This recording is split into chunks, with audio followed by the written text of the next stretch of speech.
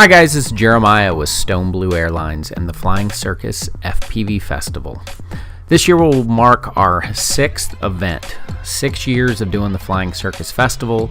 It incorporates fun flying, racing, both quads and aircraft. We've had some great food over the years, cash prizes, some live music, all kinds of fun stuff. This year it seems that the RC hobby is kind of shifting and a lot of people have fallen asleep and forgotten how to fly or race or just come and have fun. And so we hope you'll join us for this year's event. You can learn more at theflyingcircusfpvfestival.com. We are about 10 to 15 pilots shy of being able to do some of the racing that we want to do this year. And guys, if you would, spread the word, let people know. It's a beautiful site.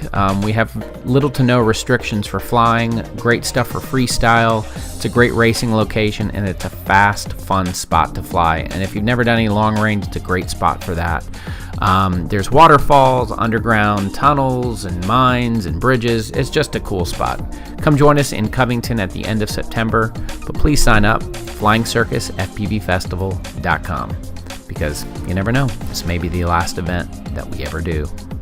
We'll see you next time. Bye.